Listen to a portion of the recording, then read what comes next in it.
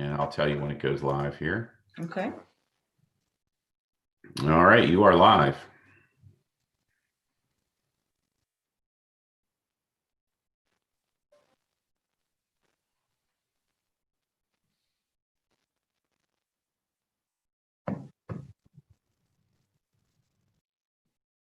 Guys, you're live. Yeah, and you're live. I'm just giving them a second. All right, good morning. My name is Dan Wilczek. I am an instructional technology specialist here at Exeter, and I'm excited to welcome parents back to our 2020-21 school year. It's different for everybody, so I'm hopeful today that we can show you what we're have in place for our students to come back. We're really excited to see students, and our teachers are really excited to get back to working with our students as well. So I'm going to also turn the camera over for a second to Miss Dow. She's my counterpart, and she's going to introduce herself as well. So go ahead, Miss Dow. Thanks, Mr. Wilczek. My name is Missy Dow. I am also an instructional technology specialist with the Exeter Township School District, and we've been working hard with our teachers these past few weeks to make sure we have a great experience for your students when they come back to us next Thursday. We'll be going over some of the basics you need today. We are recording this session for those that can't be with us, so if you have friends or neighbors or anyone who can't be with us, we will be recording this video and posting it on our Exeter School District website. So I'm going to turn it back over to Mr. Wilczek to get started. Thank you, Ms. Dow. So what we're going to do today is we're going to talk a little bit about really what we have prepared for our students and try to give you a perspective of what they're going to see on the first day back to school and how we're going to set up the classes to make it as easy as possible. We took all the comments from all the meetings and all the feedback forms that we sent out to parents, and we tried to include that in everything we did to try and make this as simple as possible for our parents and students to really get away from the technology and collaborate with other students and learn. So that's our whole focus, is trying to get students the the learning experience that they need in this time. So we really want to do our best to make sure they're successful and have a great experience. One of the things that we're asking parents is that if you have any problems or feedback or need anything, please reach out to us. We have this website set up. It's bit.ly Exeter virtual questions. So currently, if you have any questions about this presentation, you can't jump on with audio, but we're asking you to go out to this website. I'm just going to leave this up for a second. If you want to write this down, and even after this presentation, if you have questions, you can throw this out there during today. We'll be looking at these questions. We are doing another presentation tonight at 6 o'clock. So if you watch this preview and you do have a question, please throw that in there and we'll answer that question at 6 o'clock tonight. If you watch this as a video on YouTube after we do this live, please throw those questions in there and we'll try and answer them over the next presentation or even the next day. So if you go to bit.ly Exeter virtual questions, you'll see a Google form and you can just fill that out. We already see people putting questions in there, which is great. So this is what we're going to work on today and look at. So we're going to look at the district website and using the student portal. So we have a lot of information on the website, and I just want to point some parents to some great information pieces, and there's a lot of information out there that they can use. We're talking about logging into the Chromebook and the iPad. The students in K through 3 especially really haven't had a great deal of time on the Chromebook, so we want to make sure that you're comfortable with that. And any new student that's joining our district, we want to make sure that you're able to get into the device for the first day of school. We do have those first 2 half days, and we know that there are going to be some struggles with forgetting passwords, or you can't get in, and we are fully staffed to really reach out to everybody and try and get everybody in over those 2 first half days. So when we come into that first full day the following week, that everybody is up and running fully and there's no problems with the technology. Along with that, we're going to look at accessing Schoology, which is our online learning management system. You'll see that that is kind of the what I call the bricks and mortar classroom. So instead of going to room 102, we're now going to access Schoology room 102, and that's where you're going to meet as a student with other students and your teachers and really collaborate. One of our core tenets of this online learning is that we want to make this as real as possible, much like the physical classroom, and engaging students in collaboration and communication, and also providing some time for students just to meet with each other. So we'll talk about that in a little bit. We're going to go into navigating the student courses, an overview of really what those courses look like, and give you some insight of to what the students are going to be expected to do and really how the course courses are going to work and really try to answer any questions there and give you an insight of what the course layout will be. And then we'll end up with the Zoom instructions, just because we are using Zoom, and I'm using Zoom today as well, to show how students will interact with other students and really how they're going to use that live instruction, how we're going to make that as live and interactive as possible. So we'll give you a little insight of what Zoom looks like on the Chromebook and how we can see all students at once and how we can have breakout rooms so students can work together and all that stuff. So I think that's some good stuff. So what I'm going to do now is I'm going to jump over to our website and preview our website for some tools in here. So I'm actually going to turn off my camera quick so you can see everything. So on our website, there's a couple quick things I want to point out. So if you page down on the main page, there are 2 links that are really important. Well, 3 links actually. One is this childcare. So if you still need childcare, please put that out there so that you know, we can make sure we staff that childcare fully. And if you have any questions about that, I know that's I have my own daughter, and I understand that's a definite need as well. So here below that is our Exeter School District Virtual Learning Plan. So if you click on that, it will take you to the full learning plan. This is a 28-page document, or 27-page document, excuse me, that goes over everything of the virtual learning plan. So we created this for our meeting with the public, and it has detailed information about everything from the calendar to really how students should interact online, and really everything that they need to know about what the learning program and the virtual program will look like. So I think that's a really important document. It does have a lot of detailed information. It can answer probably a lot of questions you have about the learning that's going to take place. And the third link I want to point out here is this technical support information. So a lot of people have been asking about questions about how do I get support? What happens if my Chromebook doesn't connect? What happens if the screen breaks? This page, which is ETSD.us here to help, and I'll post that at the end of this presentation as well, has all the information about how to receive a Chromebook if you don't have one yet, or an iPad. Frequently asked questions, which gives you all kinds of detailed information about how to recover your password. So a lot of students haven't been in school in a while, unfortunately. And this document, if you could ask questions, shows you how to retrieve their password. So if you know your parent's Skyward password, or if you can go in and reset that, you can actually retrieve the parent password. We also added, as of yesterday, the day before, we also added the Schoology parent code, so parents can enroll in Schoology and have access to the Schoology system as a parent. Those codes are in there now, along with the student password. So that's a really good document to check out.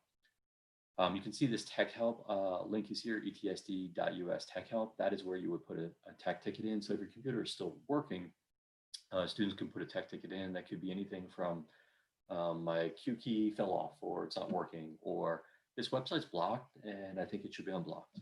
Can you review that? So anything from that. All else fails, your computer doesn't work, how do you put a tech ticket in, right? Well, we have a phone number as well. So we have support staff manning that phone number. So this number, you can call at any point. And this is all on our website, on that main page. So we, you know, really that's where you can go if you're having any problems, try to go in there and find that. So the last thing I'm going to show you on our website also is, I'm just going to jump to a building, jump to the high school quick here, but this is similar on every building. You're going to see that when students go into their Chromebooks, I'm going to mirror this in a little bit. I'll show you perspective from a Chromebook, but the students can access a portal page, and the portal page is for the students to access all the links and resources and tools. So a lot of people ask, how do I get to Schoology? How do I get to the help button, or how do I get to Google Docs, that kind of thing. So if you go to For Students on the student pages, you'll find the student portal page. And sometimes there are the elementary pages. I think the portal page actually is just a portal page at the top here. You'll see that this page has all the links and everything and all the products, most of the products that we use. You're going to see that Schoology is here. A lot of people ask, how do I get to Schoology? And Schoology is a specific link to Exeter. So it's exeter.schoology.com. But if you go here, you can just click on that link and not have any problems getting to it. So it's pretty easy to do that. If you see here, you also find the requests. You can check grades, Worldbook Encyclopedia, some of our textbooks information, and all kinds of other stuff. We also have the Clever portal, which Ms. Dow is going to talk about in a moment. And the Clever portal will allow us to make any website that doesn't have a Google login button accessible, and that allows us to give them access to the ability to get into websites that automated from the Chromebook. So I'm going to show you that in a second, but that'll give us the idea that they can get into things without having to relog a password. So for our younger students, one of the things that we try to do is single sign-on. And what that means is after they log into the Chromebook, they'll be able to get in all these products without re-entering or retyping a password. So that's kind of what the Clever system helped us with. Most of these products up here, like the Schoology system, is through Google Login, but once you log into the Chromebook, you'll automatically get into it without doing any additional login information. So we'll show that in a moment, a little more about what that looks like. So Missy, do we have any questions up there about that?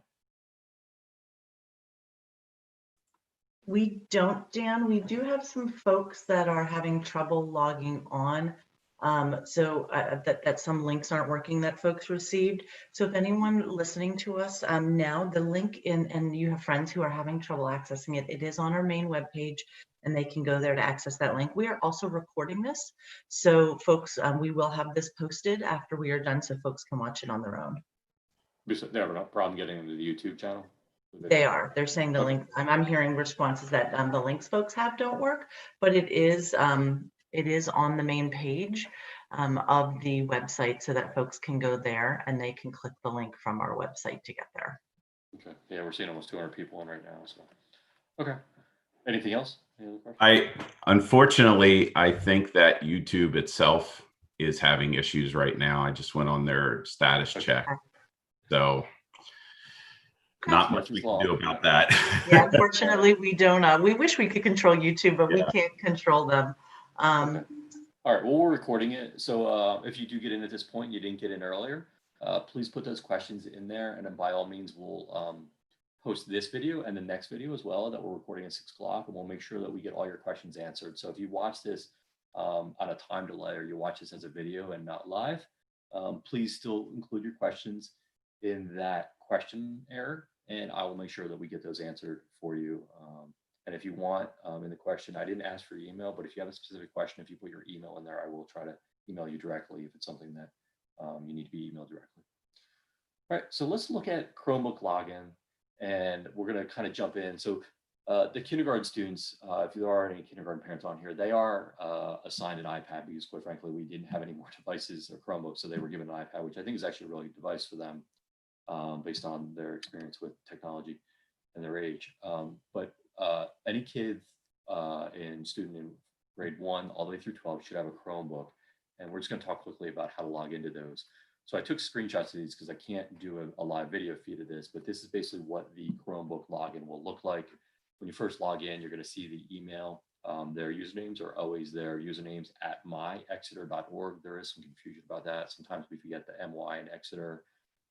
Sometimes we forget the .org, we put .com, .edu, but that is the actual username. So it's their username at myexeter.org, and then the password is the password that they were sent. Once again, if you don't have your password, you can go as a parent log into the Skyward system, and on the left side, there's an option to run a report to get the student password to recover that. It should be it should be a random generated password. We are not modifying those at this time. So if the students did use a password at the end of school last year, that is still the same password. All right. So the next thing I'm going to do is I'm going to jump into the Chromebook and demo that for you. So we're going to show you kind of a little bit of the layout of the Chromebook and explain some of the things that are on the Chromebook and how to navigate the Chromebook. After logging into the Chromebook, you'll be taken to the Chromebook desktop screen, and you'll see that we push some programs to the bottom of the icons down here. So you'll see that they list at the bottom here, kind of more like a Mac machine where there's a shortcut here.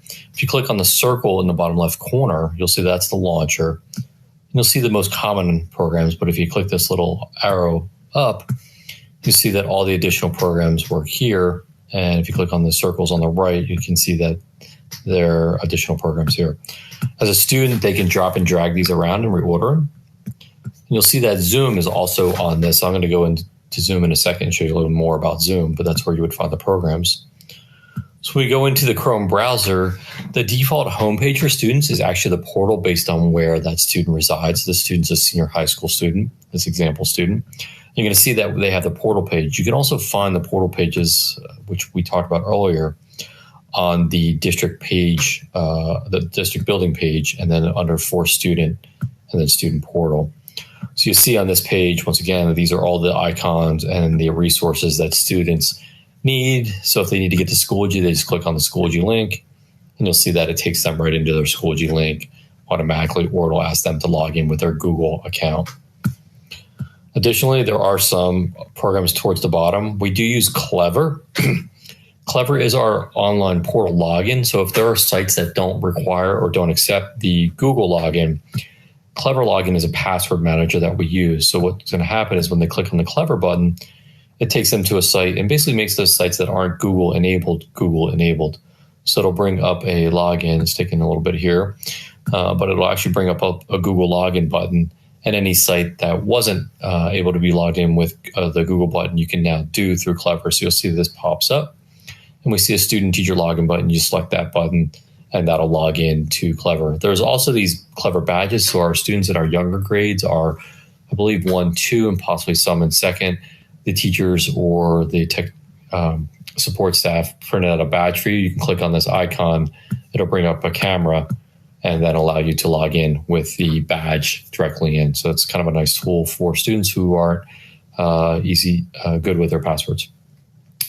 Along the left side of our portal pages are going to be additional resources and help, and you will see the request technical support on this page as well. In the bottom right-hand corner are all your features for your Chromebook. So if you click on any of these icons down here, you'll see that there's the Wi-Fi icon. So if you click on that, you'll be able to connect to your Wi-Fi network. There's your sound, and then your master settings is this gear icon. So if we click that gear icon, the program is restricted based on the Exeter account. So our Exeter account is owned by Exeter, or the machine and the account that students use is owned by Exeter. And you'll see that it says it's managed by my Exeter. And what that means is that we're only going to allow certain settings in here, certain things will be blocked. So this is our Exeter student account, but anything that's open, they can definitely use. We encourage students to, connect their own headphones to it, plug it in if they want to do that. The Bluetooth works. And then any kind of device configuration that is available to them, they can change. So if they want to change their display or their backdrop, the wallpaper, they're allowed to do that based on any of the settings that they do find in here. So that's a quick overview of the Chromebook. If you have any problems with that, please remember to submit a ticket. And we are fully staffed with our tech support team to help you repair any of those problems that you'll see. So that kind of gives you a quick demo. I'm going to actually turn it over. So that's our Chromebook overview, and it'll kind of give you an idea of how to log in. I do see that I didn't go clearly in that, but the Clever login on that for students in 1st grade and I believe 2nd grade, we do have a Clever login to the Chromebooks. When I showed you those images of the Chromebook login where they typed in their email addresses, there is actually also on some machines at the lower level, the ability to log into the Chromebook with a QR code, which is being distributed to students at the lower level. So they can actually just hold that up to log into the Chromebook as well. So I'm going to stop sharing here for a second. I'm going to actually turn it over to Miss Dow, and she's going to show us a little bit of some information for kindergarten students and parents, a little bit about the iPad. Mr. Welchek, I do have 2 questions to field for you from Please. That'd be great. The question is, what are the hours for the tech support line? So currently, I believe it's going to be normal business hours, which would be between 8 and about 4:30, I'm going to say, but I will clarify that and we'll get that posted when we post the FAQs about this presentation on the website. So I'll try and get that verified, but I think that's what it's going to be. That being said, you can post, quite candidly, we're all working late, a lot of us. So if there is an emergency, put it out there, and we do get notifications of that. And a lot of us are working past those hours. And if it's an emergency, we'll try and reach out to you if we're available. The second question, my children have their own personal Chromebook. Can these be set up like the school Chromebook so they can have access to all their sites and apps the same? Great question. So my daughter as well has her own Chromebook because I purchased her one, and she likes to use that as well. Although I think our devices, our school device is very similar.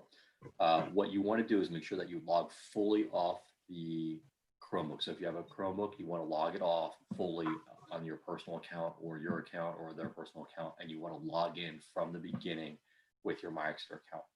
When they do that, know that our devices are filtered at the account level. So when they log into their personal device with our account, it will kind of look like it's being managed by us. And what that is it'll actually be filtered by us. So the filter gets installed onto the account, and that device will get our filter set. So because of that, they won't be able to get to Facebook, Netflix, all the things that we block because it's not educational or it's not appropriate for kids to get to. And so I think as a parent, I like it. You know, we're doing all that parent work. I know as a parent, it's very hard to manage these. So they absolutely can do that. Just make sure that you don't log into the physical device. And then once you're in the device with a personal account, log into like Schoology on your school account. So log all the way off the Chromebook and then log all the way back on with your district account. And you should be, it'll work just like our device. I have one more question. Can they use a wireless mouse on the Chromebook? Absolutely. I do, and I encourage it. You have the ability to attach a Bluetooth. There's Bluetooth on the device. So if you buy a mouse and it's Bluetooth enabled, you don't need the little dongle that comes with it. But if one comes with it, just plug it in, it'll work. We use wireless headphones all the time. You can connect your printers to that. I didn't go into instructions about how to connect a printer to keep this meeting to a certain length. But on those portal pages on the left side, there's actually instructions how to add your own printer at home if you need to print. The kids are going to be on screens a lot. So if you need to print stuff, please do. You know, that's okay. We are working with our teachers as well to try and use some more paper and have kids write on stuff and hold it up to the camera so that we do some physical writing as well, because that's really important as well. So absolutely, you can do that. And one more question. Will we be able to view this training at a later date due to the live link not being valid? And yes, we will. We are recording this and we will post this. And for those, if anyone, again, the social media links are correct and the website link, and there's been some YouTube problems, but you can access it through there. Or if you are in YouTube and want to share that with anyone who needs it, you can simply click and email it to anyone who might need it. I do have one more question. How can I reset the password on my son's district issued iPad? I set a code at initial setup and want to set it for something easier for him. Why don't you go to the website and put a ticket in, and one of our guys will reach out to you and help you out with that. Yeah, that's something that we'll have to reach out and help you out. Yeah, so that you definitely want to use that ticketing system. Again, the fastest way to get there without a bunch of clicks is etsd.us/here to help. And that will have everything you need to put that in, and one of our tech gentlemen will be able to contact you and help you with that. Yeah, if you look on the website, anytime you see a little life buoy, it's an orange life buoy, that's the help ticket system.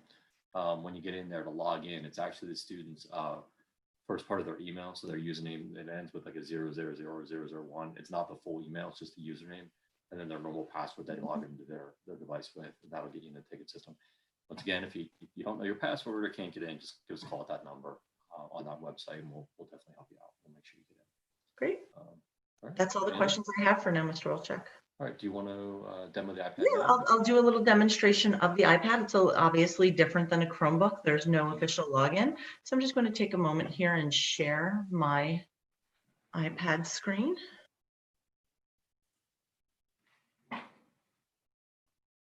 So you should see, and I'm going to turn off my video just to save on some bandwidth here. So you should see the iPad screen here.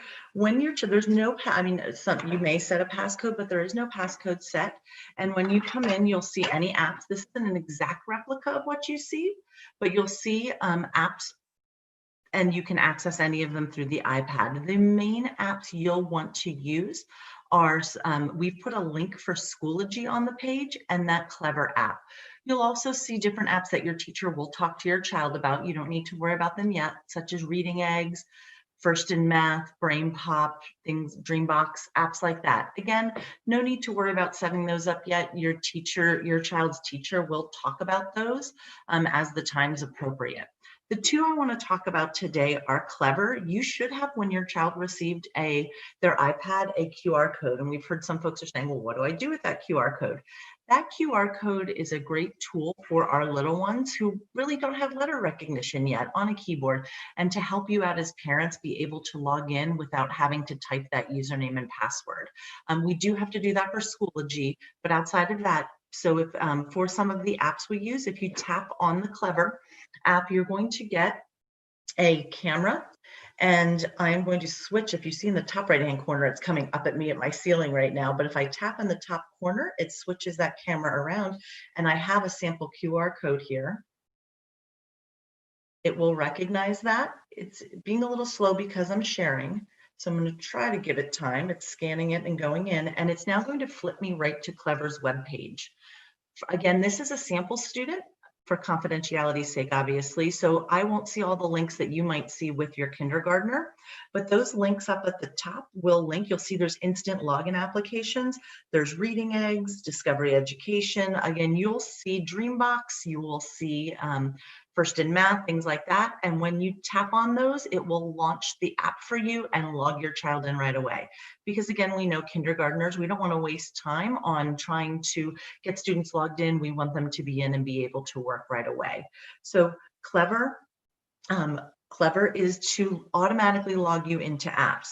You're also going to see a Schoology icon on the page. Instead of using the app, we have decided to use the website even on the iPad. It works much better. It's a much better experience, we feel. So I'm going to go ahead and tap on that, and it is going to launch Safari and launch me into a Google account page asking me to log in. Now, I've logged in before. You may the first time have to log in for your kindergartner and type that username that Mr. Wilczek talked about in the beginning of this presentation. I already have a student, and so I'm going to tap on their name. I've added them already. I may, once in a while, again, I may have to type in the password, and that will log me into Schoology. What's nice about using it this way is your experience, if you have a kindergartner or a upper grade student, will be the same if from using Schoology this way. Mr. Wilczek's going to talk about navigating Schoology and look at Schoology, but this way Schoology looks exactly the same for your kindergartner as it does for a student in any other grade who is using a Chromebook. And again, Mr. Wilczek's going to talk about how to navigate Schoology. So those really are your basics. You do have, again, all other apps, and all those apps I talked about through Clever will appear, but you really want to log in. That Clever system and that badge for your student will let you automatically log in and go to those apps as needed. So I'm going to stop sharing at this point and bring us back. I don't have any questions about the iPad at this point. If anyone has questions, please feel free to submit them. But we do have two other questions asking if you can add a monitor to the Chromebook. Mr. Wilczek, do you want to field that question of whether we can add a monitor to a Chromebook? Yeah, you absolutely can add a monitor. So the devices themselves have, depending on which device you have, so there are a couple Chromebooks out there. They should have an HDMI cable that you can add to the Chromebook and attach that to a monitor that has an HDMI in. So you just need to make, so make sure that there is an HDMI in on that monitor. I have a monitor myself and use it, and I do encourage it. If you have iScreen or just want a bigger monitor, it's easier to use. The Chromebook, when you plug it in, should recognize those monitors automatically and shouldn't have any problems. I did see in the questions that some people were having problems with the sound. Are you guys having any problems hearing me, Missy? Or I do not. I didn't see. I didn't see any comments about sound. It was early on. I just went back to the. Gotcha. No, I've been able to hear you loud and clear, Dan. You're good. Okay. And then one more, someone says they're new to the district, they have their child's email, but don't know their passwords. Is there a general rule? There is not. For security purposes, we have a randomly generated email for each student. We did used to have a formula, but we decided that that was a security issue for students being able to figure out each other's passwords. So they are all completely randomly generated. If you have access to Skyward, you can look it up. There is a link on that main page that allows you to find your students. It also came on the piece of paper that you have when you picked up your student's Chromebook. So if you still don't have it from either of those two items, you will need to contact our IT department to ask them what your student's password is. And I have one more question. What happens if there are internet issues within the household or in general with Exeter's site and attendance? Also, will the students be excused if we have power outages like we had in May due to storms?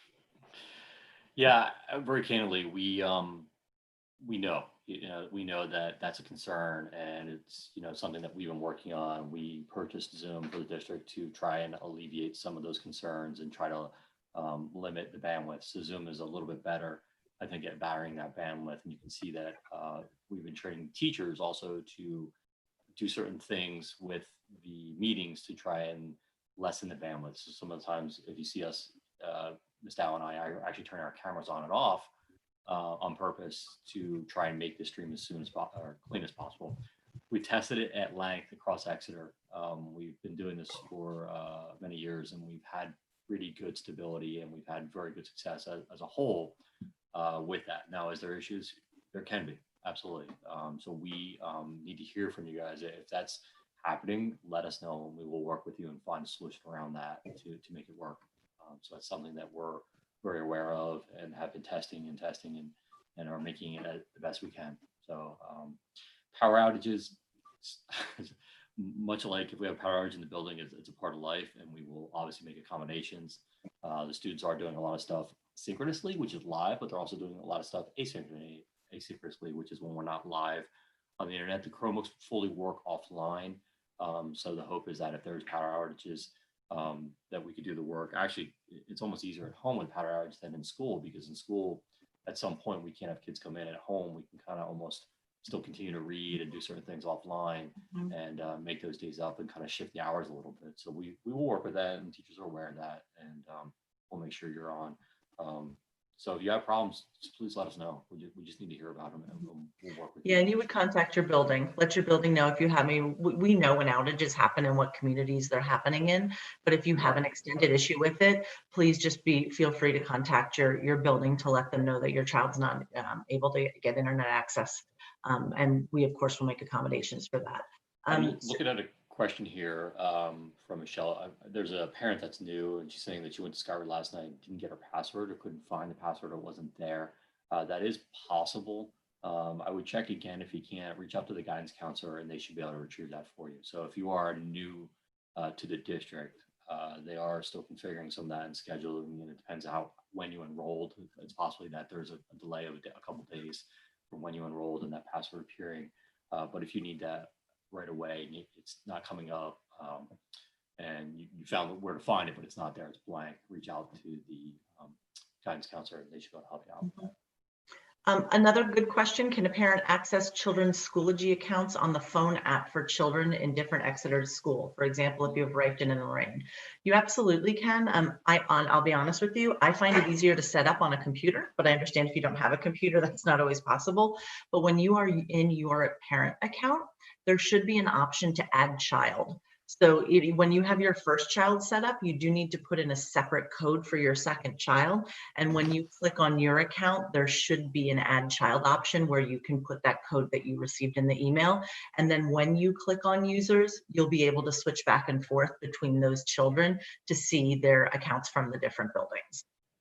And we were aware that there was problem. We sent all those accounts out last Friday for all the Schoology codes.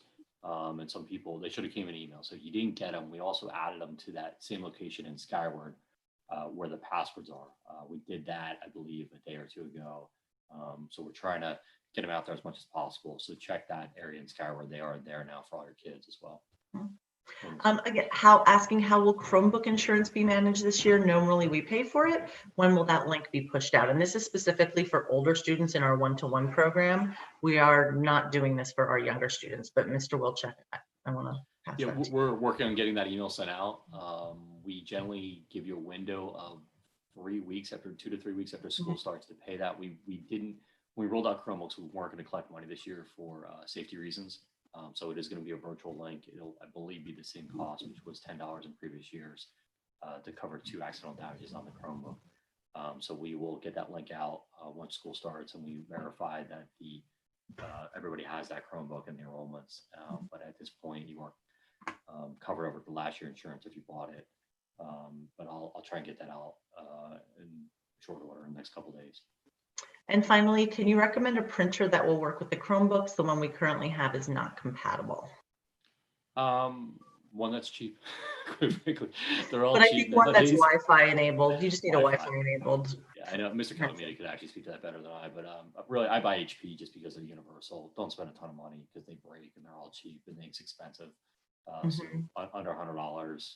I like ones that have a scanner nowadays because we're home a lot. So I have one that has a photo scanner, which is like the I buy the OfficeJet model, but any of the HP printers from Staples or Amazon or Best Buy and any of the local stores is sufficient.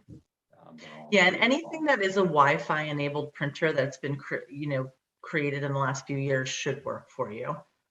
Yeah, Chrome, in the past years, 2 years ago or a year ago, we talked about how Chrome printing worked. That has changed drastically for anybody that has the Chromebook and has older students. It's changed drastically in the last couple of years. So you can actually plug a HP printer right into your Chromebook now and install it kind of like you used to on a Windows or a Mac machine. So it is quite a bit different, and Wi-Fi as well. So it works considerably better.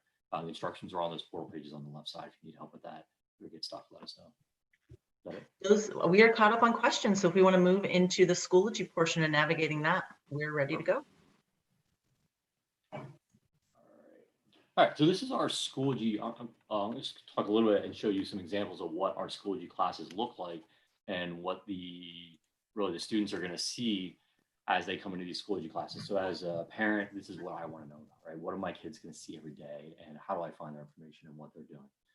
So if you look at this course layout, this is what we worked with the teachers. We universally laid out a structure that it's going to be very, very consistent from K to 12. We heard all your concerns last year during the emergency remote learning that there was a lot of confusion and classes were different. So what we want to do this year is make sure that there's a very clear delineated layout and that everybody has the same thing. So if you have a student in 3rd grade and you have a student in 11th grade, the stuff is in the same spot. It's easy to find. So this is kind of the layout that you're going to see. You're going to see that the picture should change, and it should be a picture that relates to the class. You're going to see the course headquarters folder at the top. So every course is going to have a course headquarters folder. Inside that folder is going to be a link or a page about your teacher. All right, so that's going to be the information. It's going to be their email address. It's going to be a little bit about themselves, some pictures about themselves, contact information, anything about them that we would normally do on the first day to get to know your teacher is all going to be in there. So every teacher is going to have that available. Below that is going to be information about the course or the courses that they teach. It's going to be syllabus. It's going to be grading information. It's going to be attendance policies and all kinds of other information, along with the links to the textbooks, the resources, anything that you use on a regular basis. So this example has online textbooks. It has a chat for the first day orientation, and it has even a movie permission slip, which is what we use during when we meet together and face-to-face. Along with that, you're going to see the course updates at the top of this page here. You're going to see kind of it says signed syllabus due tomorrow. This announcements, I call it kind of that ticker tape announcements, where it's like ticker tape announcements, where it's kind of that daily announcements that something happens. Sorry, students and parents, I have an emergency. I can't come to class today. Or tomorrow, I'm off with the doctor. You're going to have a substitute. It could be, hey, today we're going to have a special guest from something, and maybe it's something going on. So it's kind of those daily announcements that the students are going to have. Below the course headquarters and the updates, you're going to find the weekly folders. So every teacher in every class is going to have a weekly folder. So it's very clear that we're going to start with week 1. Week 1 is going to be the first 2 days of school because that's our first week. It's those first half days. Week 2 will be that following week, which is the first week where we have full days or 4 full days prior to the Labor Day break. So you'll see that in there. Inside that week folder, you're going to find a week at a glance. This is parents where you're going to want to look. It's going to be a very quick page with Monday, Tuesday, Wednesday, or the number of days or weeks that we have for that week, or the number of times that that student is going to meet with that teacher that week, or not meet, be asynchronous, and actually just a week at a glance of what is going to be expected. So these are pages that I talked about this with my daughter. I would like print these out. These are the ones that I'm going to really give to her each week and say, this is what we're doing each week in each class, and this is when you need to be live, this is when we're not live, and this is actually everything. So it's kind of a really nice, simple snapshot of what's going to happen that week. And we know that it was a struggle last year, so we wanted to keep that as clean as possible. So those are all there for you. Along with that, we're going to have then the subfolders of all the lessons. So inside each lesson, you'll see basically a folder for each lesson. So it's very clear. So I'm going to jump over and show you the live layout in Schoology of what this looks like. So we're going to go into our Schoology class and show you this example class. So this is the example class that mirrors that layout. You'll see that this is just a welcome message at the top, what we put here. Along with that, we're asking teachers to put this classroom Zoom link at the top of their class. And this should also be, you'll also find this potentially in the course headquarters and also in the weekly folder or even in the course outline, the week at a glance. But we wanted them to make sure that they put that in multiple spots so you don't lose that. The class link for K through 6 will be one class link because they're pretty much with one teacher. So you're going to find that link for your core class in K through 6 is one link because you have pretty much a homeroom teacher that teaches the same subjects. Mr. Wilczek, I want to clarify there. 5th and please 6th do. grade does have a few different classroom teachers. So for every teacher they see, for example, if they go to a different teacher for social studies or they go to a different teacher for science. So each teacher has a classroom link, much like they have a physical classroom to themselves. So the students will go, if they have a different teacher for science, to that to the teacher who teaches science classroom link. Thank you. Yeah, so for your courses, I guess it's really 3 through 5, there'll be that single link, and then 6 through 12, you're going to see that the class link is per class because they have a different teacher, which would make sense. So at the high school, but that link is going to stay consistent. I think that's the most important part of this is that we want consistency and simplicity as much as possible with all this, is that this link is going to be the link that you use every day. So if I want to go to science class, it's the exact same Zoom link. And the exact same structure every time. So it's kind of that consistency that we're going to give them. Along with that, if you go to the course headquarters, you're going to see, I'm just going to go into this example, you'll see basically a picture, some course information about that student or that teacher.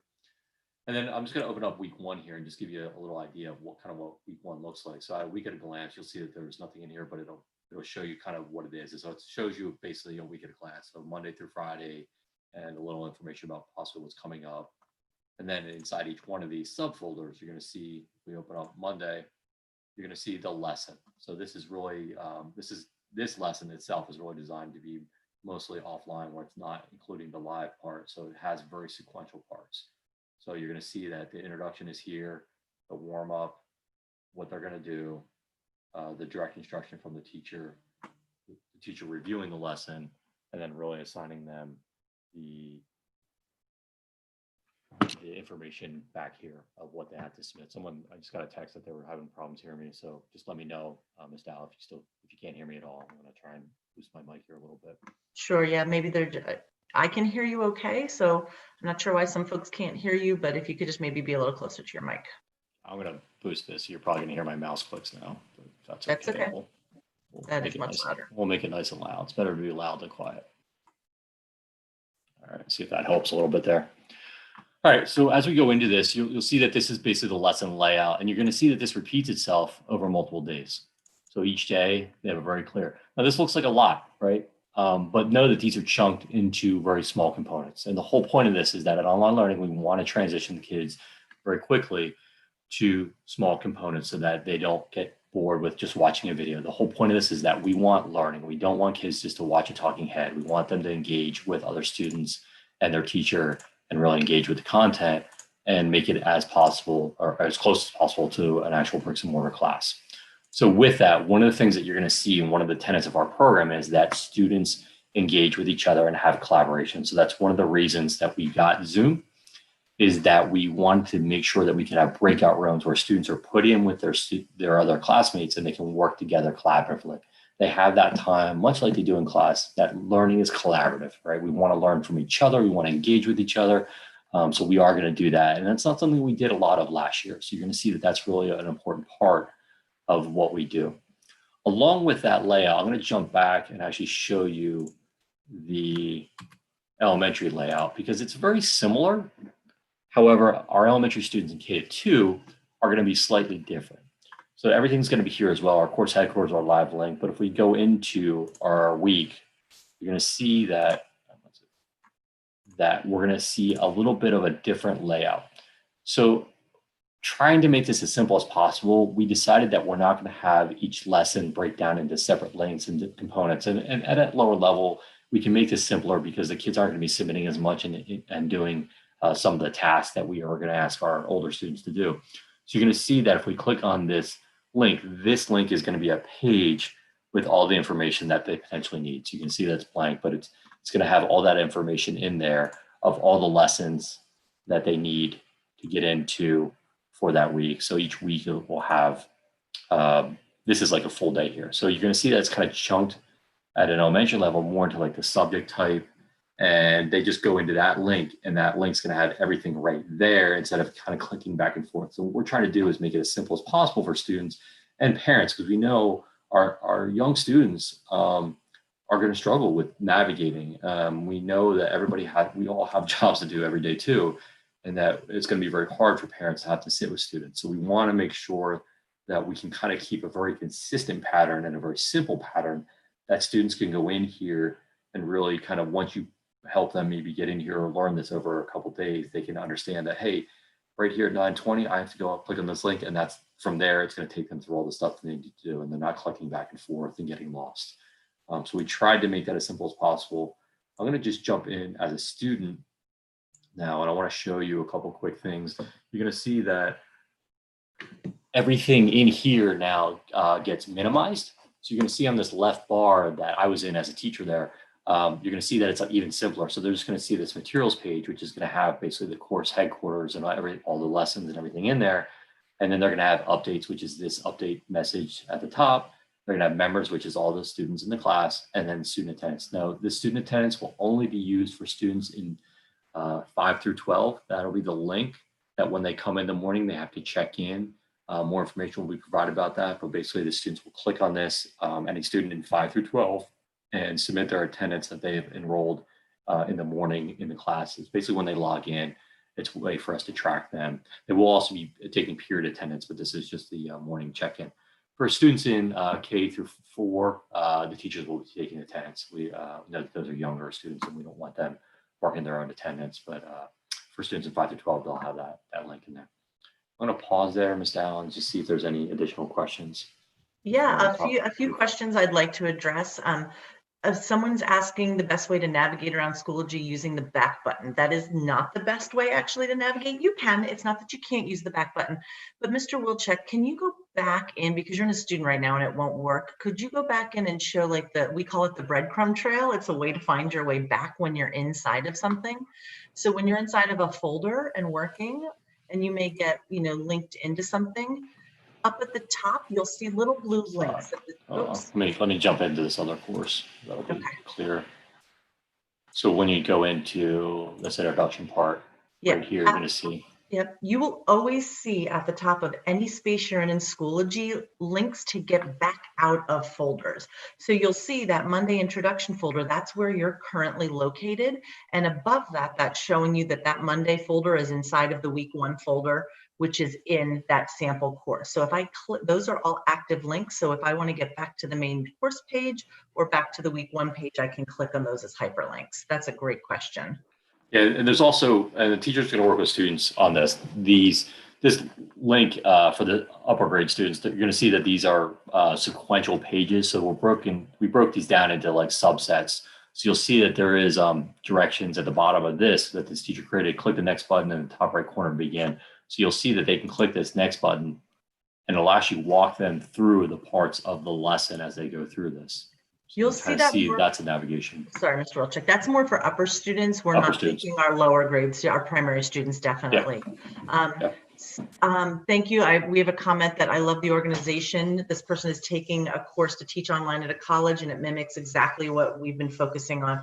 So we thank you for that. Mr. Wilczek and I have worked pretty hard to come up with this layout and organization of best practices in online learnings to make this the best experience we can for our students and our teachers. We know it's not going to be perfect, and a lot of what we've talked about in our opening days is grace and blame, as not resorting to those things of having grace. So we do thank you. We can't guarantee you that everything will be perfect, but we are trying our hardest to put, cross our T's and dot our I's to make sure that this is a better experience for folks. We were all thrown into this in March, and we've had a little more time to prepare. So thank you. We appreciate hearing the good comments as well. So another question is Week at a Glance already uploaded for weeks 1 and 2. Now, Week at a Glance will come to you at the beginning of the week that is coming for students. So you will see that as the week starts. So on Monday, you can prepare for your week to look at what you need to do. So another question, will teachers have their learning plans and lessons available the days before to give parents a heads up to accommodate work schedules? For example, if a parent has to work, sorry, this is a super long question, I want to make sure I get it addressed. If a parent has to work, they will know when their child needs to log on for Zoom meetings and classes so they can monitor when they are logged in and attending. So the Zoom classes will not change. You are going to get a schedule of when your child meets synchronously, and that will not change from week to week. The elementary schedule is coming out to folks, and it will very specifically say that. And at the upper levels, again, you will be getting a very specific schedule. So that synchronous piece when you go on Zoom will never change. We will have teachers, they will post it at the start of the week for that week. So you do know what to expect going out. Mr. Wilczek, would you add anything to that? Yeah, so the schedules are going to be largely fixed. So they aren't, it's not like day to day, it's different. The only caveat to that is at the high school, the block, the synchronous, because the kids with block are going to see their teacher every day live. The live block changes. Like if you have synchronous period, day 1, first period, on day 2, it'll be second. And then on day 3, it'll be 1 again. It goes back and forth. To make sure everybody gets the way that the schedule works to keep it consistent. But the schedules will be very, very consistent. So as a parent, Ms. Dow has kids as well, we are very aware of that. That needs to happen. And so as a district and all our administrators. And so you will have a clear understanding once you get those schedules, if you didn't get them yet, where your students are going to be live and not live every day of the week. Going forth. So you won't have a problem with that. And then we also ask the teachers to put that in Week at a Glance as well. So if there is any anomaly, someone gets sick and can't come to school, or a teacher gets sick and can't teach, if that changes, we're going to be very clear in that with the Week at a Glance. So we know that that's important. Another question, will the submission of assignments be consistent as well? Last year, there were different ways of submitting assignments every week, and it became very confusing for the kids and us as parents. We asked teachers to keep this as consistent as possible. So there is, I'm not sure what grade that is, but at the high school grade, there is going to be some differences based on the subject and based on the type of assignment. But at the elementary grade, we did try to baseline, and we're trying to baseline and create it as simple as possible. So we are very aware of that assignment issue and consistency, and we're trying to do that. I think there was some confusion last year when teachers were using products that aren't integrated into Schoology or collecting assignments in Schoology, such as like quizzes or Quizlet, those kind of things. You'll see sometimes parents struggle with that. So we've worked with our teachers over the last, quite frankly, 4 weeks, trying to make sure that no matter what configuration we're in, if we're meeting bricks and mortar, or we're meeting virtually, or if we're meeting blended, that we really keep this very consistent and make sure that our teachers are trying to keep the simplicity as possible so that there isn't a lot of delay.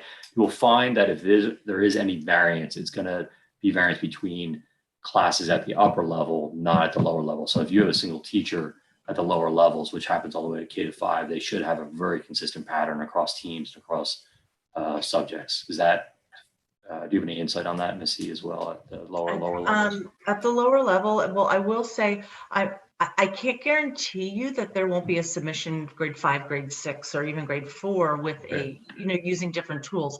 But what we have stressed with our teachers as we've trained them on the tools is to introduce that tool and give instruction on how to do those things as new technologies come up. So we are starting simple and keeping it that way, and we will build upon that repertoire for our students. I guess one more question. Oh, I have 2 more questions that are popping up. If a child is absent on a day or several days, will the child have access to go back and submit past due assignments to teachers? Great question. They, of course, will. You do need to report your student's absence if they are ill, just like you normally would in brick and mortar. And those policies that stand there, if you have X amount of extra days, and I will say it will depend on the situation, on the child, but especially at the high school, there are in teacher syllabi usually an indication of how long a student has to make up work. after they are absent. They still have that. The assignments will be there. If they are ill, we are recording these synchronous sessions. They will be available inside of Schoology so that students can go back and review anything that they have missed and then work with their teacher to submit that makeup work. So it's not like assignments are going away or disappearing. They will be there, but that is, again, if you're reported absent, then we'll work with your teacher, and your building will work with you to make up that work. There's a question that I did see a question here, Ms. Dow, about how will kids be held accountable, what are monitored to ensure they're in class? And specifically, this is one about daycare. We are going to take attendance. So we know that it's tough with parents working and how that's going to work, but we are have a very fixed schedule that you could give to that daycare or your childcare provider and say, listen, this is when the student needs to be online, and we will expect them to be there and let you know if they're not, through attendance policies, much like we have in bricks and mortar. So if your students don't show up to school, just like bricks and mortar, you get notified. The same way for these. We really are trying to mirror as much as what we do in the physical world as this, and this is just a medium change. We really want kids to have a high quality learning experience and engage with their teachers, and have expectations that they'll, our teachers meet with them on a regular basis every day, and we have our kids here with us as well every day. So we will, hold them accountable and expect that they come every day, and we'll let you know if they don't. Couple more questions. What email address do I use into Google for Schoology? So that is your students. I'm going to show that now, Ms. Dow. Okay. I'm going to show that quick. Okay. So yeah, I do. Okay. So you're going to talk about email addresses. And I do want to address separate links for specials. Someone has a question, and that is yes.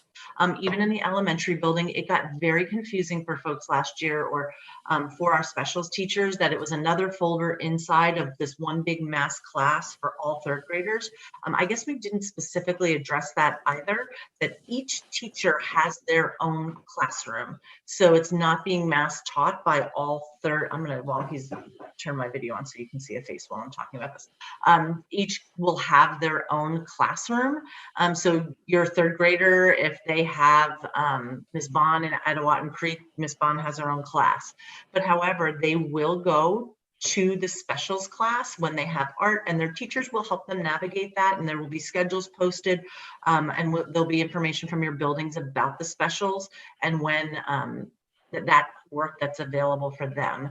So Mr. Wilczek, I just want to make a note. Can you be sure to talk about Schoology navigation and moving courses around? I'm going to do it right now. Yeah, I have that. Yep, perfect. Thank you. Yep, thank you for the segue. So keep sending us those questions. We need that feedback in those questions. So please tell us. We want to. This is a collaborative project as a community. We really need to make sure we are providing the education that you want and your students need, and we're here to help. And we want to hear this feedback and what's working and what's not working. So we appreciate everything that the questions you're asking are great. All right, so I'm going to share this quick. I just want to show you one of the things that the question that came up was, how do I navigate to Schoology? So I'm going to show you, minimize this. On the district website, first off, they will get to this page on their Chromebooks if they hit the home button. So if they're on their Chromebooks and they hit the home button, it will take them to their portal page based on their levels or where they are. Inside here is Exeter, the Schoology tab, and that's really how we recommend them going to Schoology. When they log into a Chromebook, Schoology is auto-logged in through their Google account. So when they click on Schoology and they're on the Chromebook and they click on this link, they don't get any login. It literally just takes them in. That's the confusing part. It's a single sign-on. When they log into the Chromebook, that sign-on password is saved. And when they go into Google Drive, when they go into Schoology, when they go into Gmail, it'll automatically just take them right into the system, which is a little confusing. If it doesn't, and there are times when something goes wrong, if it doesn't, this Schoology link, if they have the right link and they use this icon, it'll take them to a Google login button, and it'll ask them to enter their email address, their Google email address, which is username@myexeter.org, and then their normal password. So that's how they would go in through that. So I'm going to go in as a student, and I just want to show you, because I saw this question, that's something out of my list as well, this is the layout that the students will get. So when they first log into Schoology, they will get to this Schoology, what I call feed page. It's kind of like a Facebook feed page where it's kind of a running record of everything that's going on. And this is a demo account, so you see some stuff from last year. And the teachers will post stuff here, and everything that's happening will be posted here as well. So when students need to go to the course, if they click on courses at the top here, they'll see their courses. Now I have a lot of courses in here. The students will only see the courses they're assigned to, which is anywhere from generally 5 to 6 or 7 at the most, depending on what grade level they're in. You'll see that once they're here, we're going to see these courses here. So it's going to display 12 courses, and then they can just choose the courses that they want to grab from here. The pictures, and we asked all teachers to put very clear pictures on here. And you can see this is actually from last year. Our 3rd grade team at Lorraine put their pictures on their face because they want students to relate to what that course is. Clearly, this is math. Clearly, this is social studies. Clearly, this is an example or sample, and this is kind of lower level. So I made this grade K to 2 one because they're going to be using the homeroom, a red one. So the kids at the lower levels, they can say, hey, I'm looking for the red square. So they know that I can go right into the red square. I'm looking for Ms. Dow's green square. They can go into that. So you'll see that we have these available here. They can click on that and get right into those courses. So that's the quickest way. They can also, and I was going to show this, but for parents, if you want to reorganize these courses, if you click on the courses, the Schoology tab or the first tab that you get into, there is a little tab here on the 2nd row. So instead of the recent activity, which is like the Facebook feed, you can go to the course dashboard, and you'll see from here, I can reorder these courses just by simply dropping and dragging them. So if I want Mrs. Dow's course first, jumped on me there. I can move Mrs. Dow's course first. And then when I click on courses, you'll see that that's the order they're in. So if you want to modify that, you can, and that'll be available for you there. So inside the course, as a student, I wanted to show this to you. There is some information about the layout of this course. In the upper right-hand corner, you're going to see the student's name up here. And we have them tied to a lot, but they can actually click on their profile and update the picture. So if students want to update their picture, they can. But they'll also see notifications here under this bell. So this will give you information about notifications and really what's going on in that course. And then they also have a envelope where they can actually message their teacher directly. This is what we see really in 7 through 12, and also 5 through 6 are using this as well, where they can actually go up there and message their teacher directly in Schoology, and it kind of gives them a little more information or a little easier connection because they're going to be working in Schoology extensively to connect with their teacher. We find that students don't use email. They think that's antiquated, and that's for old people, is what one student told me. So the messaging system is kind of a quicker way that students have grown accustomed to and really led our teachers to more than we originally thought we were going to use it. It's really what students gravitated to and are much more comfortable with, is that kind of text messaging almost inside Schoology. So that's the quick layout of Schoology. You will see on the right side here as well, I mean, we don't have it in here, but they'll see due dates appear as they appear. So if there's assignments with due dates for the upper grades, if they have things that are due, they'll appear right there on the right side and give you kind of a calendar view of when things are going to be due.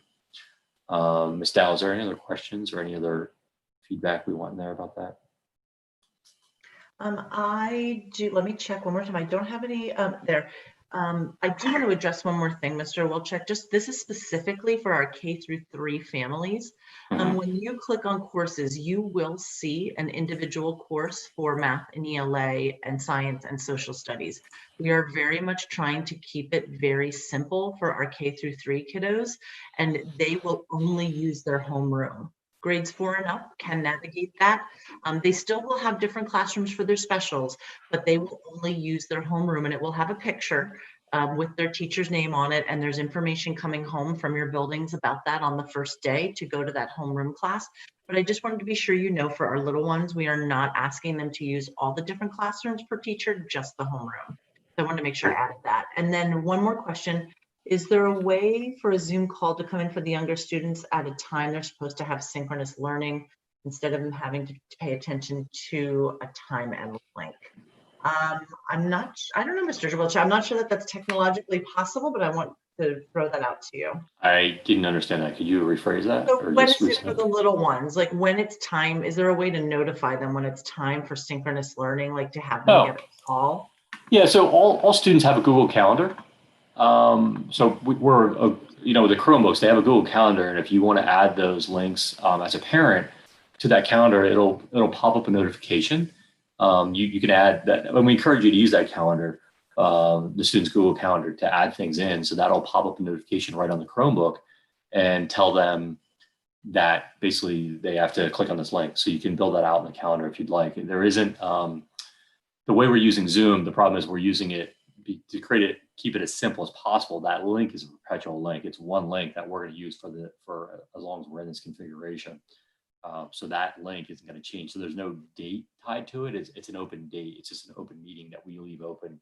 Whenever the teacher goes into it, it's open. So you would have to just add that to a calendar on Google, and that'll notify the students. One more question. Will parents get notification if a student did not submit an assignment or attend class? So I can speak to the assignment piece as a parent whose school uses Schoology. You can get a parent weekly digest. I actually believe it's the default setting where you will get there's no daily notification if they didn't submit an assignment. But when I go in as a parent for my students, that calendar on the right-hand side shows up for me as well. And I can see what's past due for my students. I don't know that Schoology gives you you can sign up for a daily digest if you prefer, and it will show you. So that for your parent account, if you go into your settings and notification settings, you can determine how often you get notifications from Schoology about what your child has and what's overdue. So that's up to the choice of the parent. If they don't attend class, so if they don't sign in for the day, you will get a call just like you would when they're absent if we haven't been notified. And again, the students at the 5 through 12 level have to do that login.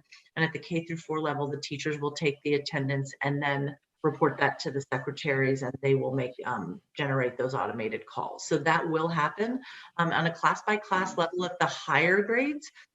Teachers have been instructed if they see a student not attending class, if they have a student, to work with the principal and the families to note for notification that they are not attending classes.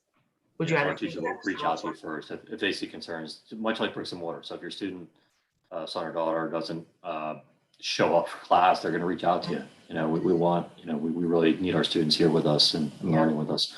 I saw a question there about parent access. There is a parent letter on the website in that help document and the FAQ. But for parents, you have a code that we send you or you find in Skyward, and then you sign up as a parent. So if you go just to Schoology, you'll see there's a parent login. And when you go to that parent login, I'm logged in, so it did it. I'm already logged in. But when you go to that parent login, the next screen will actually just have a field box that says enter student code, and you create your account. So we don't create accounts for parents. You create your own account and you own that, and then you enter the code to tie it to your children. Once you create the first child and create your account with your first child, once you get in there, in the upper right-hand corner, you can add additional children with the codes for them as well. Those codes, I got a question the other day about two parents. If we have parents that don't live together or separated, the code that we send for children can be used multiple times. So both parents can set up their own accounts with that code. Dan, we're being asked if you could log out and show the login page again to see what they see when they go to exeter.schoology.com. You're saying for as a parent? As a student, yeah, as a student, what it looks like for a student when they go to the parent portal and like when they go to the student portal and click on the Exeter link, they're looking at what it looks like. Nope, not there. This Sorry. one. Yep, if you could log out of there and then. I gotcha. Yep, absolutely. So this student, I believe this student's at the junior high, so we're actually going to go to the junior high and do that.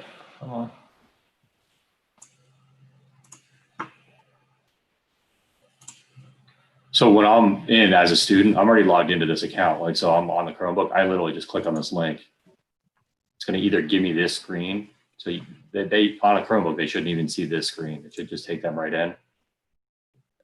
And it'll take them right to Schoology. So there really isn't any login per se. It literally just takes them right in. And then the only thing they need to do would have to click on course and then choose their course to get into the Schoology course. And we have a question on the YouTube channel. And yes, is the welcome page you showed previously what will show up first thing after login. So every time they log in, yes, they will see that stream that Mr. Wilczek's going to now. That stream of any announcements from classes or from your building is what a student sees or what a parent sees when they initially log into Schoology. And then you use the courses button to get into your individual classes. Another link, does each homeroom Zoom meeting have their own unique login? Yes. So our teachers have generated unique Zoom links for their particular classroom.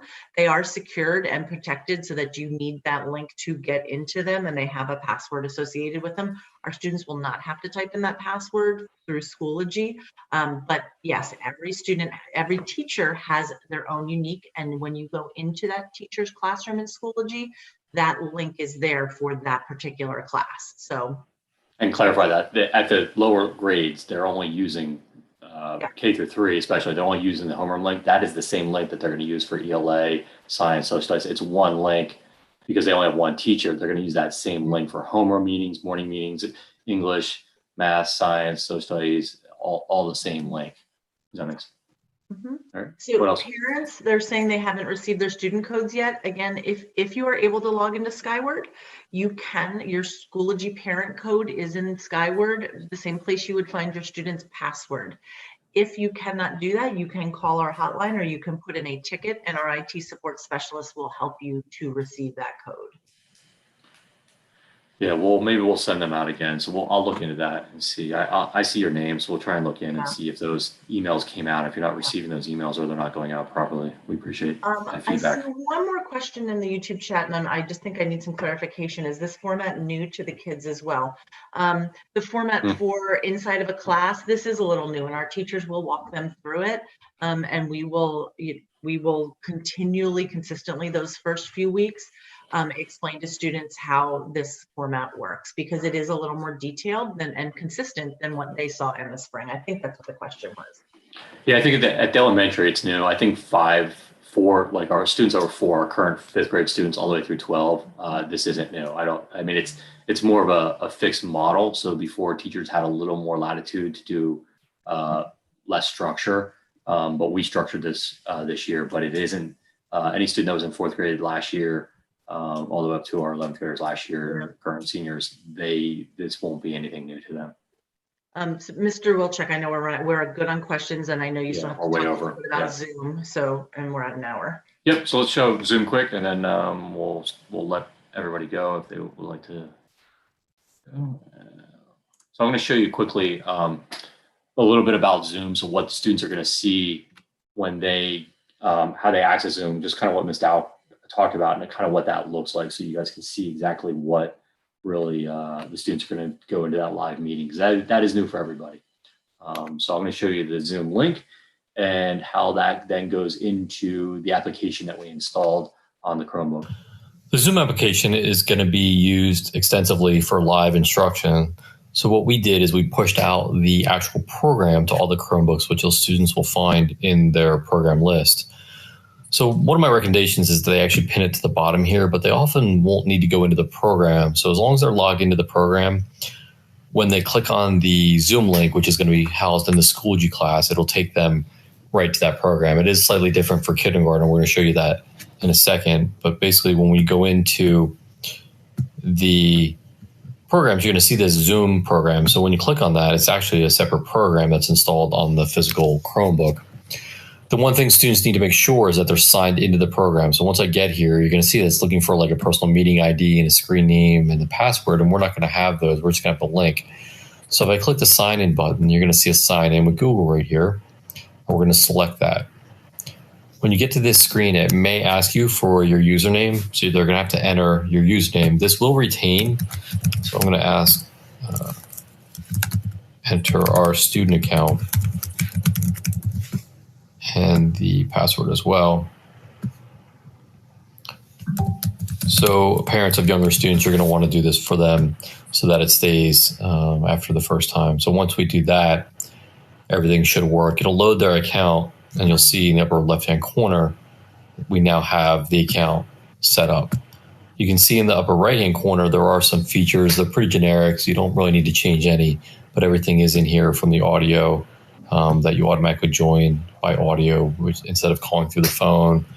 You can mute your mic by default when you go in and automatically adjust microphone, which I kind of like. But that's pretty much it. So when they click on the link inside the Schoology class, you're going to see that it takes them right to that program. So if I open up my Schoology class and go to the link at the top of all the Schoology classes. It'll take them right into that program.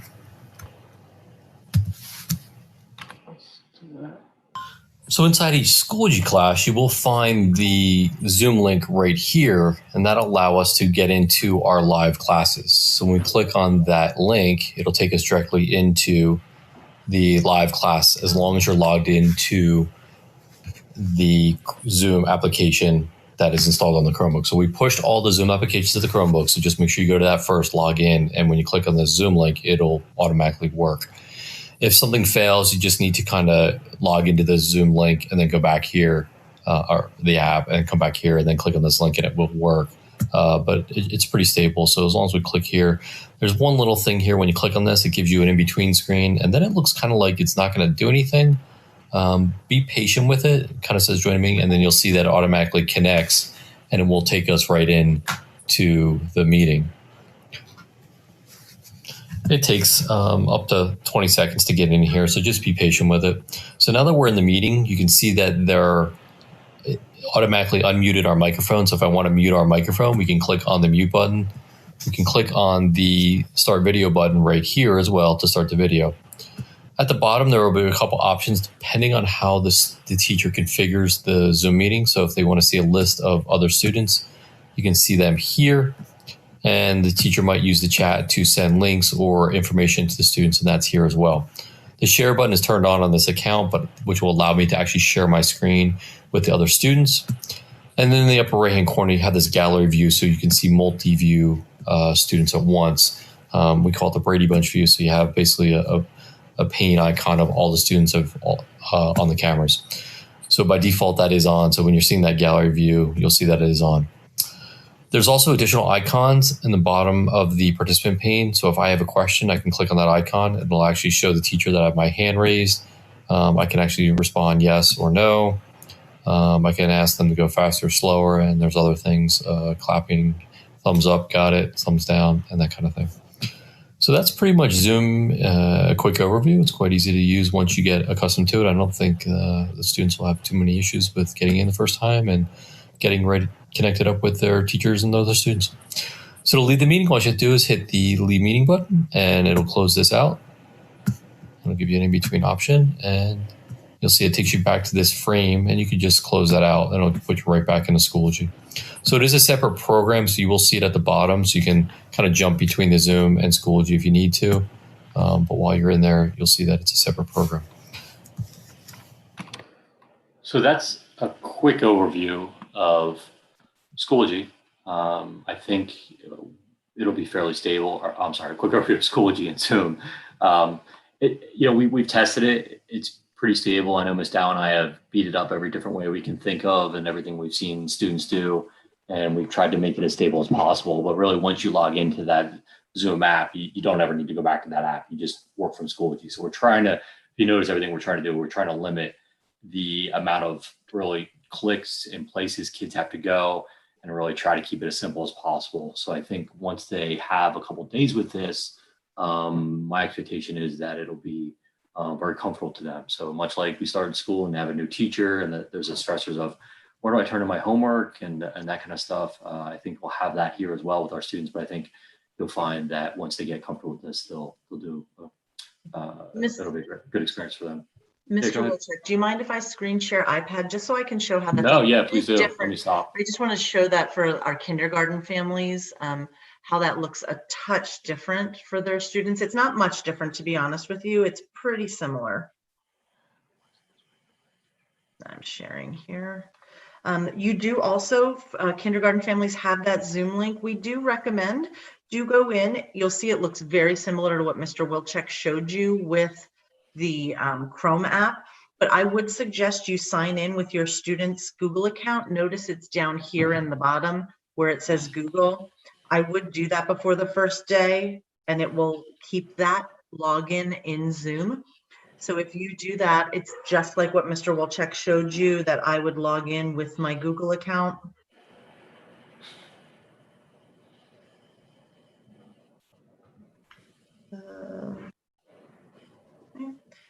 I'm going to log in, And then should keep you logged in at the Zoom app. You won't have to do that again. So you are now logged into Zoom.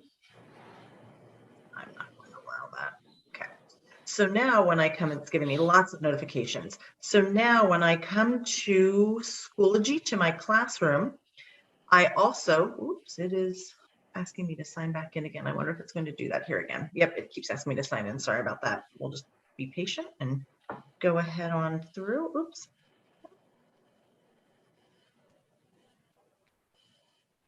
The one extra piece that I wanted to show is that when I come in here and click on this live class Zoom link, I have one extra click on an iPad. So from here, it doesn't automatically launch like a Chromebook, but you do have a link that says launch meeting. So when I launch meeting, I can go ahead and open Zoom. I just wanted to make sure we pointed that out to show that it is one extra click. Now this meeting isn't started yet, so I cannot get into it, but you would just sit here until your teacher comes to the meeting. And once your teacher is in the meeting, it will open up for your child to be able to access it. So yeah. I'll go ahead and stop sharing. I just want to be sure I showed that extra click. Good. Yeah, so let me answer some of these questions that I'm seeing in here. The student is having trouble. What is the best way to notify the teacher? If they're having trouble, email or I guess logging into the machine, that's tough, right? So you can email them directly. So if a student's having trouble, make sure you write down that stuff that's on that portal page on the course headquarters. They will also put a phone number there. When you call their phone numbers, it will go to voicemail, and that voicemail then gets sent to their email, and they see email notifications instantly. So if there is a problem there, they can also call our tech helpline. So if they're stressing they can't get in the class, call that tech helpline, and we will try and help them get in right away so they don't miss much of the class. We are asking teachers to record as much as possible so that if there is issues that they have that availability. We are also, I just saw that we are creating some plans of, what happens when inevitable power goes out, school goes out, what is the plan? So that'll be clearly delineated and explained to the students ahead of time so they know that, hey, if my power's out at home, what do I have to do to notify my teacher, or what's the process there? Will teachers see the students like a regular Zoom meeting? They absolutely will. We really want our students to turn their cameras on. It's really important that we see students' faces and can engage with them to best get an understanding of really where they are with the learning. Are they nodding? Are they dozing off? Are they engaged? And we, as teachers, change our instruction based on students' reactions. Like, are they getting this? We can see really what's going on. So it's really important that we try to create as much as possible what it's like in the physical classroom. So we really want to see those students, and we really want those students to see each other and really have that experience. One of the things I didn't talk about is that we're trying to include a 5-minute period in the beginning of each lesson where students just get to talk to each other. The things that they're losing now with this environment is really riding on the bus with their friends, or having lunch, or just talking to each other in the hallway, or even during recess. So we're trying to include some of those options and those experiences back in the class as much as possible. So you'll see that the teachers might just put kids in breakout rooms randomly and just interview each other and get to know each other and have some fun experiences with each other, because that's part of the learning is social. So we want to build that as much as possible. The class sizes are the exact same as they were in bricks and mortars. We didn't change anything with class sizes. They are identical to what they would be in bricks and mortars, and we all hope that we will get back to that as soon as possible. And the students that are in their class now will be the same students that when we do go back physically, that they will be with those same students. Anything else? Give me Schoology codes. I have one more, Mr. Wilczek, that will students be able to access Schoology, Zoom, and other links early, so that there is no downtime on the first day and kids are already logged in and ready? Schoology is live as of now, so you will be able to go in there and see. We asked the teachers to have the course headquarters ready, and you probably will even see possibly the first couple of days of the course. But you may not. I want to be super clear They may not. Our teachers are working furiously to get all of this ready. So I want to be super clear that, again, with grace and all of this time, our teachers are putting in that you may not see lessons, and that is at their discretion to wait to the first day to post week 1. So soon, before the first day of school, you should see your course headquarters. Yeah, in regards to the videos, the link's there, so you can click on the link. But you'll get that pop-up that Ms. Dow got, because the links won't work. What I might do, that's a really good question. I'll be honest with you. It's not something I thought about. We might create a fake Zoom room that we could share out with your children and you. That Ms. Dow's like, yeah. We might be able to create some time, a demo where everybody just logs in and we mute you, that you can see that Zoom is working. But that is some of that, really, quite frankly, we built those half days, those 2 half days in. That's really what those 2 half days are, is that working through all those technicality issues and seeing really what you want to set up is going to the Zoom room or app on the Chromebook, logging into it, making sure you're logged in and make sure all that, those accounts really work. We've tested extensively that they work. And then those first 2 days, if there are issues, we can help you weed through them. But that's probably what we'll probably do in those first 2 days, because those are the direct links that you're going to want to work with those teachers. What else, Ms. Dow? Ms. Kalinina, do you have any other on the backside? Are teachers planning on having the students tape introduction? This is a good way of creating community. I don't know that we're specifically having students record themselves, but I know our teachers are working on those 2 half days during their live sessions of having opportunities for students to get to know each other during those meetings and make those personal interactions. Yeah, we've been working extensively on that, and I couldn't agree more. It's really important that we create that community. You know, we're an extra strong, and we want to, you know, it's community. We want these classrooms to be community as much as we can make them, and we know that that's in this environment we're missing some of that. We're going to try and build that as much as possible.